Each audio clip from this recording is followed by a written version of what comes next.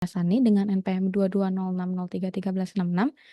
Di sini saya akan menjelaskan mengenai soal UTS atau midterm exam dari mata kuliah dasar AI dan IoT yang merupakan take home project. Nah, di sini saya ada soal dari midterm exam yang harus dikerjakan.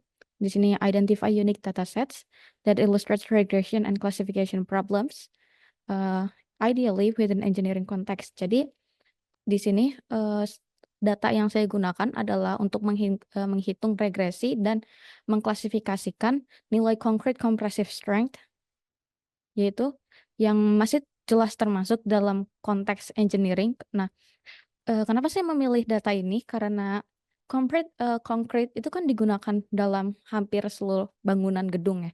Nah, compressive strength dari suatu konkrit ini sangat penting untuk menjaga kestabilan dan umur dari suatu gedung yang dibangun ya. Nah, apabila nilai konkrit yang digunakan tidak sesuai dengan apa yang dibutuhkan, maka dampak yang akan terjadi akan sangat banyak dan itu tentu saja akan sangat merugikan pengguna atau yang tinggal di gedung tersebut, dan juga dalam secara ekonomik mereka akan sangat mengalami kerugian besar. Nah, karenanya di sini saya akan melihat regresi atau prediksi dari nilai concrete compressive strength ini dengan berdasarkan besar komposisi dari concrete tersebut. Di sini kita ada blast furnace slag, terus ada juga fly ash, terus water component, terus superplasticizer, coarse aggregate, fine aggregate, dan juga ini ada day. Jadi dalam membuat concrete ini kan kita pasti membutuhkan air untuk mencampur semua bahan-bahan kering ini kan. Nah, untuk age ini adalah jumlah waktu setelah kita mencampurkan air ke dalam komponen-komponen yang membentuk concrete ini. Nah, karenanya di sini saya regresi untuk melihat nilai concrete compressive strength dan akan mengklasifikasikan nilai concrete compressive strength ini sebagai konkrit yang kuat atau lemah. Nah, pertama kita akan menyelesaikan masalah regresinya terlebih dahulu. Di sini untuk bagian regresi itu, kita untuk mencoba pertama menggunakan Graphical User Interface atau GUI. Nah, jadi di sini saya akan menunjukkan. Nah, di sini saya sudah ada script untuk memasukkan input dan target input dari data yang sudah tersedia dan target sebagai nilai dari compressive strength tersebut. Nah, untuk mengimport data ini, saya hanya perlu drag ke sini ke bagian sini. Data tersebut akan masuk di sini. Nah, kemudian untuk memasukkan data ini ke script ini, saya masukkan ini input untuk read matrix, yaitu dari file concrete. Terus ini posisinya yang sheet 1 ini. Nah, di sini ini kan kita sheet 1, terus range-nya itu untuk dari A2 di sini hingga H dengan jumlah baris 1031. Nah, di sini untuk targetnya adalah concrete compressive strength di sini. Jadi nilai A sampai kolom H ini akan menjadi input dari data kita, dan nilai compressive strength tersebut akan menjadikan target dari data kita. Nah, kemudian kita di sini untuk ditranspose dengan memberikan titik atas, transpose dari nilai input dan juga nilai target. Nah, di sini saya masukkan classification threshold. Ini untuk yang bagian nanti yang akan dijelaskan, yaitu bagian klasifikasi. Namun untuk sekarang yang saya akan gunakan hanya sampai sini. Nah, kita coba untuk run. Nah, di sini kita akan dapatkan kan input itu untuk ada 8 baris karena tadi kita sudah transpose, dan sini akan ada targetnya ada 1 baris. Nah, untuk pertama kita Kemudian karena kita tujuan pertama ini untuk regresi di sini, maka kita pilih fitting.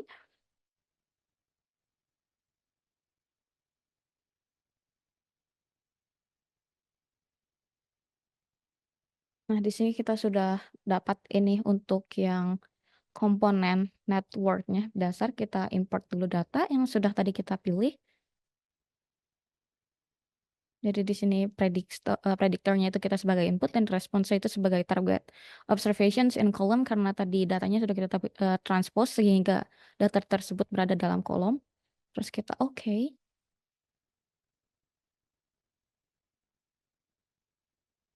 Nah, di sini kita ada dua layer feed forward network menggunakan sigmoid hidden neurons. Nah, di sini kita yang hidden ini input. Kita tadi memiliki 8 campuran bahan sehingga inputnya kita ada 8, dan di sini kita output hanya ada satu, yaitu nilai compressive strength dari si concrete tersebut. Nah, kita sebelum kita train, kita bisa mengubah jumlah dari layer size. Untuk pertama kita misalkan layer size-nya itu 20, kita train.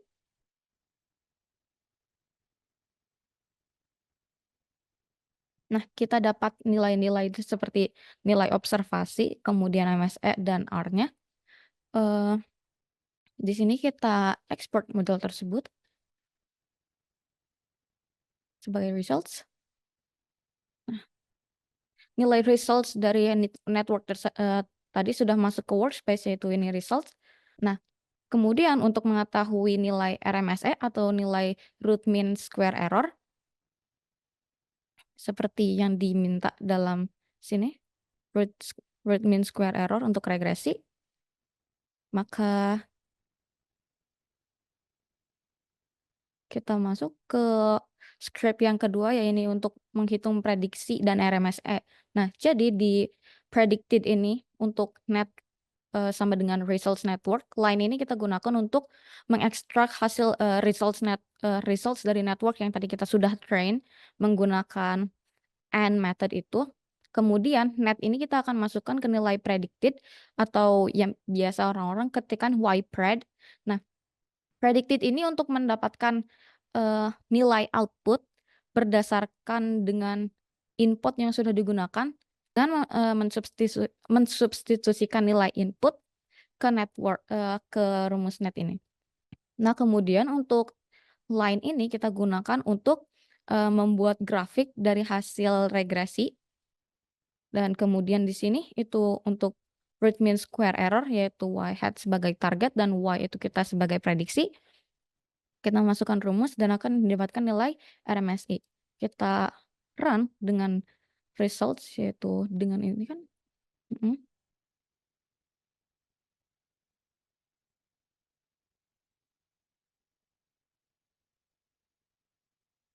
Nah, di sini kita dapat figure dari hasil antara target dan prediksinya, yaitu regresinya.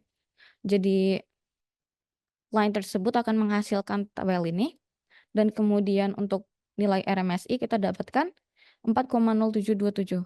Nah, apabila kita ingin mencoba mengubah nilai layer size, itu akan mempengaruhi dari nilai RMSI. Jika kita ingin mencoba menggunakan jumlah besarnya layer size yang berbeda-beda, kita bisa mengulang-ulang terus proses tersebut seperti ini. Misalkan kita ubah nilai layer size-nya menjadi 40. Kita train. Kemudian kita export. Nah, nilai ini sebagai result 1. Oke, sudah dapat. Nah, untuk mencari nilai predicted dan RMSI, kita hanya perlu ubah sini. Kemudian kita run. Dan didapatkan nilai RMSI yang berbeda dari sebelumnya yang layer size-nya itu 20. Nah, apabila nilai proses tersebut diulang-ulang dengan menggunakan layer size yang berbeda-beda, didapatkan data seperti ini. Dan di sini kita dapatkan sampai layer size kita coba sampai 20, didapatkan nilai RMSI terkecil yaitu pada layer size 60. Nah, jadi tadi kan kita sudah mencoba membuat variasi dan melihat nilai RMSE berdasarkan besarnya atau besarnya dari layer atau size layers tersebut kita ubah tadi, dari 20 menjadi 40 menjadi 60 dan seterusnya. Nah, kita akan mencoba untuk memvariasikan jumlah neuron dan juga jumlah dari hidden layer.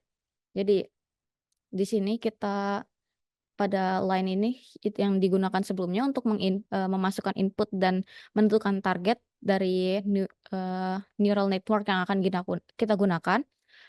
Di sini kita transpose dari nilai input dan target kita.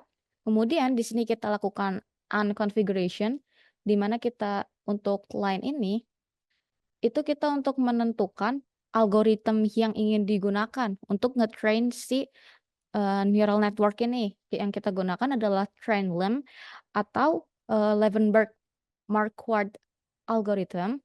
Nah, kemudian di sini untuk kita menentukan jumlah neuron yang akan kita gunakan, yaitu ada 10, 25, 10, 25, dan 10.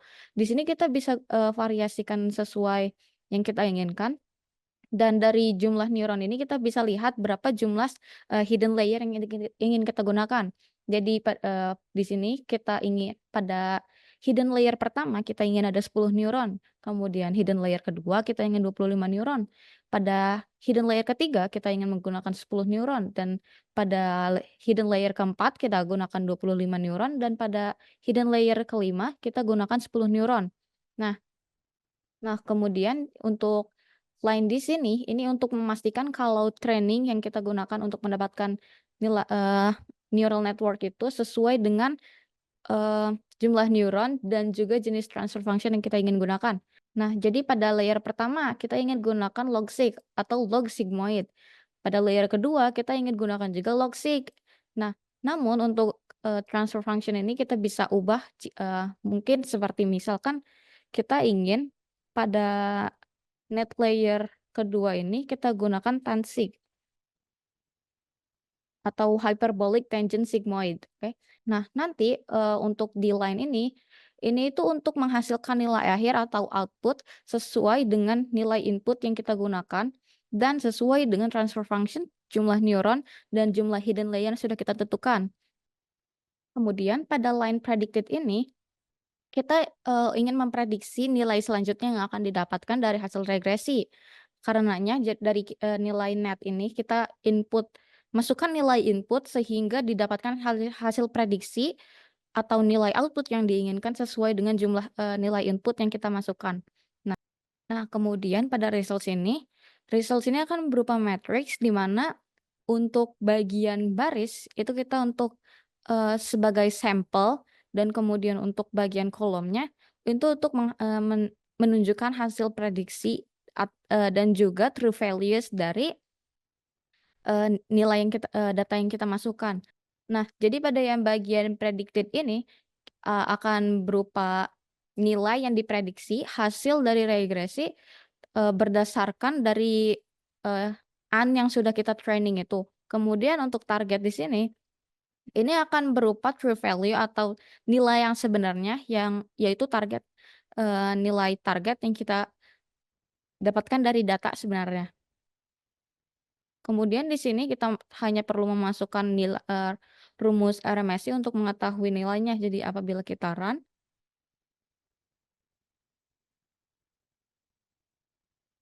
nah di sini kita akan mendapatkan nilai-nilai yang kita inginkan. Seperti misalkan untuk network diagram,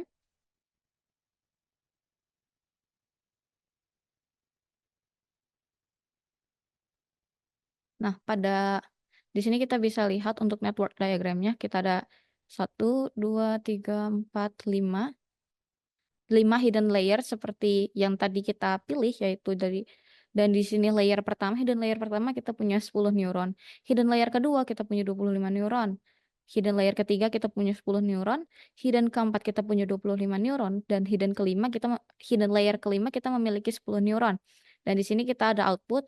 Nah, untuk transfer function yang kita tentukan, misalkan ini kita pada hidden layer pertama kita tentukan untuk menggunakan transfer function logsig. Nah, dari gambarnya ini merupakan lambang dari logsig. Kemudian layer kedua kita menggunakan tansig. Dari diagram ini kita lihat ini merupakan lambang dari Tansig. Nah, pada hidden layer ketiga, keempat itu, ketiga, keempat, kelima kita tidak menspesifikasikan jenis transfer function yang ingin kita gunakan, maka secara otomatis mereka akan menggunakan Tansig. Dan pada output kita akan menggunakan linear. Kemudian di sini kita bisa mendapatkan nilai dari RMSI yaitu sebesar 5,6474. Kemudian kita coba apabila kita ganti jumlah hidden layer-nya hanya 3. Kemudian kita tetap ubah, kita lihat apakah nilai RMSI akan berubah. Nah, nilai RMSI-nya juga berubah kan. Jadi kayak setiap jumlah neuron, jumlah hidden layer, kemudian ukuran dari layer tersebut akan mempengaruhi nilai error yang dihasilkan dari regresi tersebut. Nah, kemudian setelah membahas mengenai bagian regresi, kita akan masuk ke bagian untuk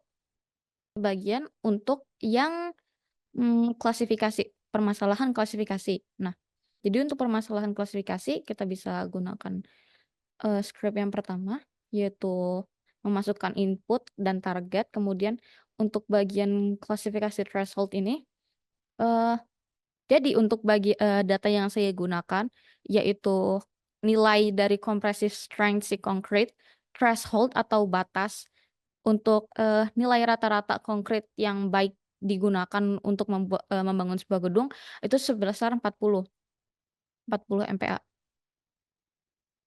Nah, di sini kita bisa lihat dari jumlah yang berbeda-beda, komposisi dari material yang berbeda-beda menghasilkan compressive strength yang berbeda-beda. Nah, untuk rata-rata jenis besar dari compressive strength yang digunakan untuk membangun gedung adalah 40.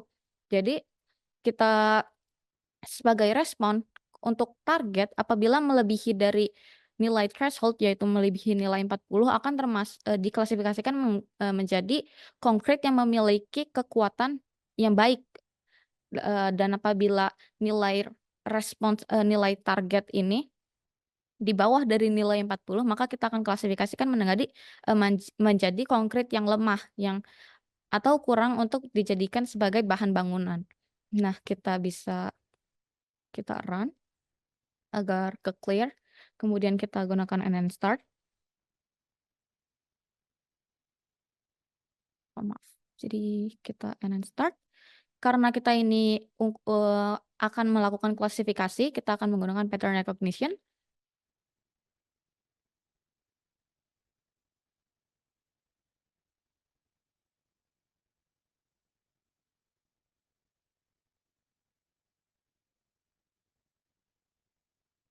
Nah, kita lalu import data kita.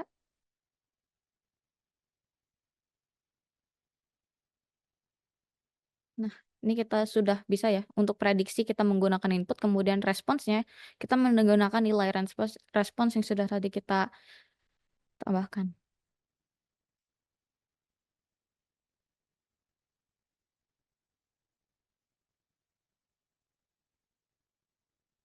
Kemudian kita kemudian training.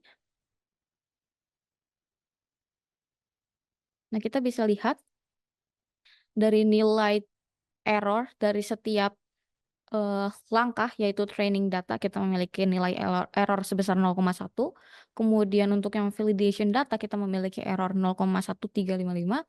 Dan pada tes data kita memiliki nilai error 0,1484. Nah, untuk kita bisa gunakan confusion matrix.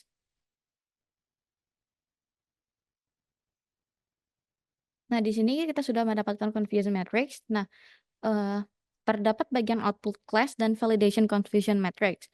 Output class ini merepresentasikan true value atau nilai dari target yang kita gunakan. Dan validation confusion matrix ini merepresentasikan nilai dari hasil prediksi. Nah, pada kolom ini menunjukkan keseluruhan prediksi yang terklasifikasikan secara benar maupun salah. Jadi yang hijau ini menunjukkan klasifikasi yang benar dan yang merah ini menunjukkan klasifikasi yang salah. Lalu pada, baris ini menunjukkan keseluruhan, eee, nilai target tersebut yang terklasifikasikan secara benar dan salah. Seperti yang 92,3 ini menunjukkan klasifikasi pada target yang benar dan 7,7% ini yang salah. Nah kemudian, nilai yang paling bawah ini 89,2, 86 pada kolom ini, itu menunjukkan overall accuracy atau ketepatan. Eee, jadi pada bagian ini memiliki akurasi sebesar 86,5%, sedangkan yang salah sebesar 13,5% dan yang lainnya juga. Sekian pembahasan saya mengenai pengerjaan tugas besar atau soal UTS dari mata kuliah dasar AI dan IoT. Terima kasih. Wassalamualaikum warahmatullahi wabarakatuh.